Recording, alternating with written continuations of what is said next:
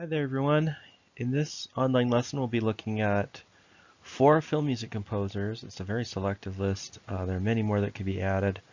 I've picked Max Steiner, Bernard Herrmann, Ennio Morricone, and John Williams to look at some of their music. As you watch this video, you're going to have to pause it at some points and go to the online quiz to watch some clips and answer some questions. Let's get started. I'm going to start off with Max Steiner, who is the film composer that I study. He was born in Vienna in 1888, and close family friends included Johann Strauss Jr. and Richard Strauss and Gustav Mahler and even Johannes Brahms. So he had a strong influence of Viennese classicism in his blood. When the war broke out, he immigrated to the United States, where he worked on Broadway, orchestrating music and conducting musicals for people like George Gershwin and Jerome Kern.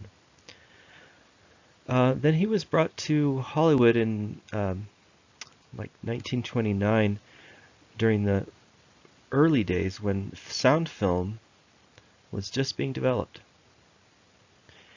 And he was a very influential composer at the time, writing in what we now call the classic Hollywood style.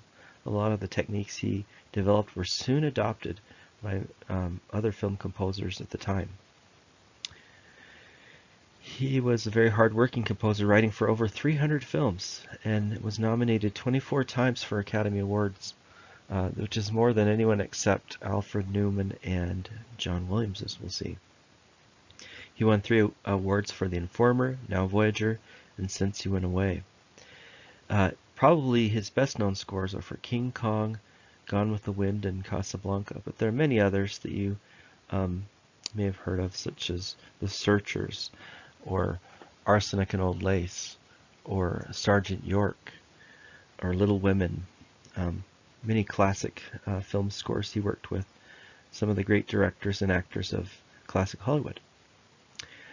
He composed using leitmotifs, as we talked about in the previous lesson, and associated these leitmotifs with the main characters or places in his films, and carefully developed these as the characters went through various transformations. He writes in a mostly late Romantic style with some modern tendencies as well, and is known for writing very tuneful melodies, employing a full orchestral sound, and also known for some use of Mickey Mousing to mirror the actions on the screen. Okay, so let's pause the video here and you'll listen to some examples of film scores by Steiner and answer a question.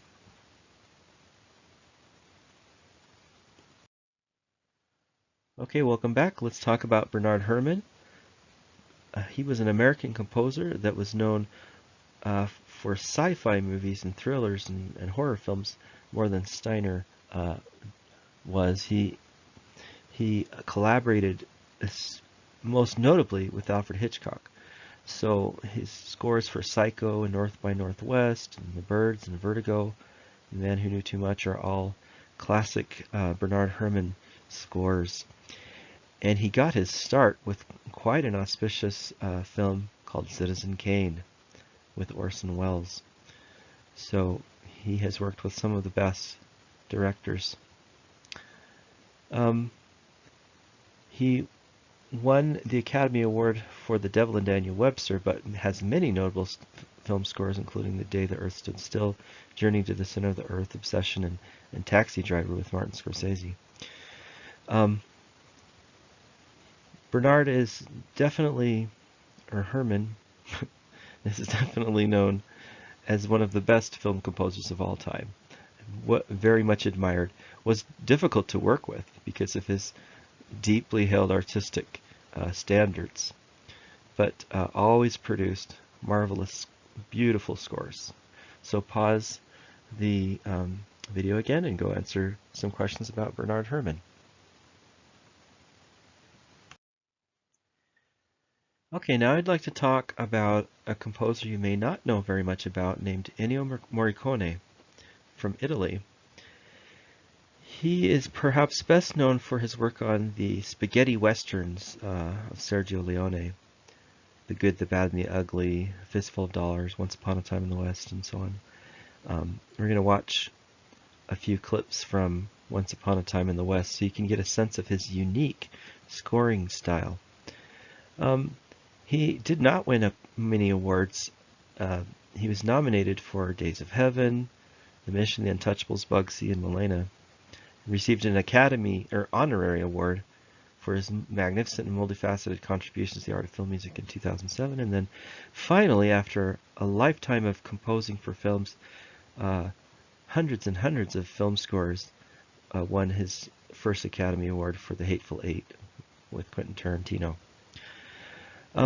He's got a unique scoring style that uses different instrumentation and timbres than you would expect, and was influential coming from a non-Hollywood tradition. So let's pause again and listen to some examples by Morricone and come back to the video once again.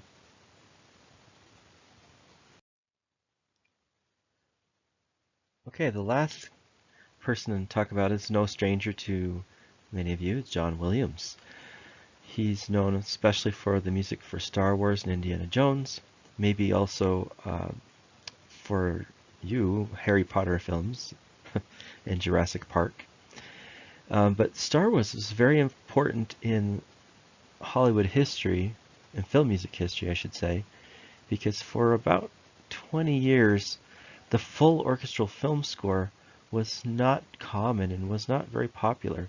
They had been moving towards popular music scores and small ensemble scores, often using jazz instrumentation. And this was because of the breakup of the Hollywood studios. But when Star Wars came out and people heard Williams' score to this, they just said they loved it and remembered how great these full orchestral film scores could be.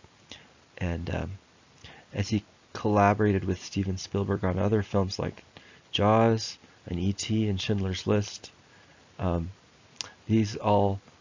that I named there won him Academy Awards.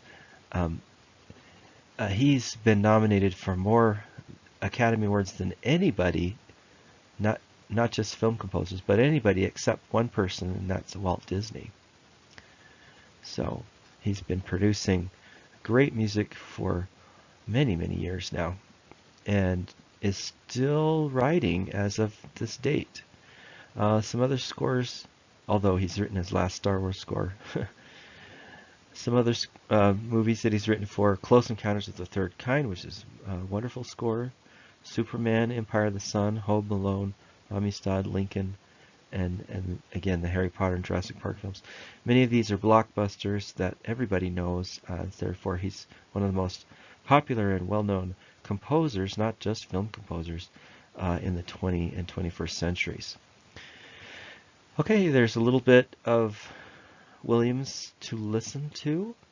I picked out some things that you may not know and some questions to answer. And that is our film composer video. Have a great day.